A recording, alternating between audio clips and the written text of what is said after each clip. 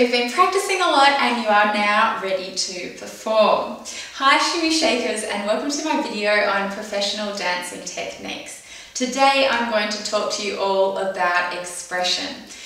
Now, everyone has different expression when they're dancing. It's a very personal thing, but I'm just going to tell you about some of the things that I do when I'm performing to an audience. I hope you like these videos. I've got lots of other ones coming out on professional dancing techniques, so please make sure you click on the subscribe button so that you can be notified when new videos are released. So, you're working in a restaurant or at a wedding, and how do you engage with the audience? For me, I find this is one of the big things that will get you more future gigs if you can really engage people. In the end, you're often brought there to dance and get the party started. So it's important that you have great energy, that you're happy and smiling, and that you're really bringing joy to the party.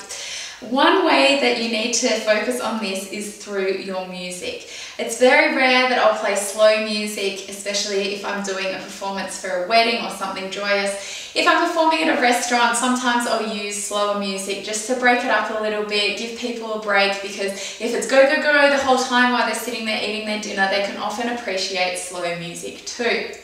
If I'm dancing to faster music, the energy is up, I am happy, everybody else is happy, they're clapping along, and I am performing, getting the party started. So what are some of the things that you can do with your expression? Firstly, to smile. I know this seems very basic, but it is very important. If you're there for a party and you're not on your A game and you're not feeling happy, the people there will be able to tell, and they're going to think they've wasted their money on you. You can be doing the most beautiful technique, but if you're not happy and enjoying it, it's not going to go down well. For me, I find that I'm so happy when I'm belly dancing anyway. It's natural for me to smile. I actually find it difficult the other way to be sad when I'm dancing, especially when I'm dancing to sad songs. But people do find it nerve-wracking, they can be scared. When you freeze up, you might just go like this and not be able to smile. So it's really important that you actually smile when you're practicing as well. When you're doing your techniques at home, when you're doing your choreographies at home, try and practice your expression at the same time. Even if you have a natural smile, it doesn't have to be a big one, you don't want the cheesy grin. Just make sure that you're happy and that you get used to the fact of when I'm dancing, I smile. One of the nicest things I've seen with this was when I was in Brazil and I was learning samba, and I was learning samba with a really beautiful woman called Luciani, and she was teaching us all these different moves, and then something happened, she had to leave quickly, something really horrible happened that I won't go into now. And as soon as she came back to class, we could tell that she wasn't feeling great, but she said to me, "Come on girls, it's time to dance, smile." She suddenly had a massive smile on her face and she started dancing samba.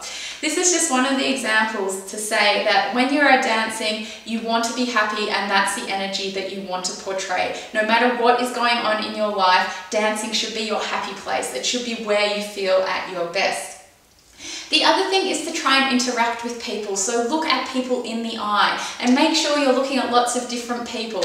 Wives will often get very worried if you're looking at their husbands only in that way. So I wouldn't recommend doing that. Make sure you get the women involved, you get the children involved. Children are really important, because if you're dancing with children, then everyone will think it's the life of the party. So if there are young kids there, get them up to dance. Often young girls especially, they love your pretty costumes. So many times I've been performing and it's the young girls who come up to me and say, "Oh, who's that princess?" And they just want to touch your costume with all the glitter on it and want to become belly dancers themselves one day. For me, this is really rewarding. It's a really beautiful experience, and of course, if I can, I get them up to dance.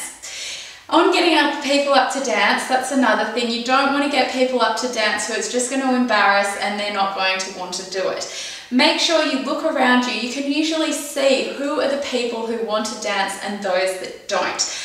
One way you can tell is by how much they're smiling at you, how much they're moving with you, whether they know the songs, whether they know the moves, whether they just seem like happy party people. If it's somebody's birthday, I'll often get them up to dance. They might not want to, but of course all their friends will push them to help you get them up. So now the other thing is that make sure you keep your energy varied. If you're just go, go, go the whole time, it becomes very difficult. So make sure you breathe. You can do fast steps as well as slow steps. Otherwise, you're going to find it very, very tiring. So some of the things that I do, often I'll like do my shimmies and everything, but you can also do slow moves that work with your shimmies as well. And you can work into those to get some variation in your dance, but also some variation in your energy level, so that you're not going out, go, go, go all the time. So I hope you found this video interesting and that helps you with your expression in dancing. Please, if you've liked this video, give me a thumbs up and make sure that you subscribe. I've got lots of other videos coming up about how to dance professionally at restaurants and weddings in particular. Thank you very much for watching and happy dancing.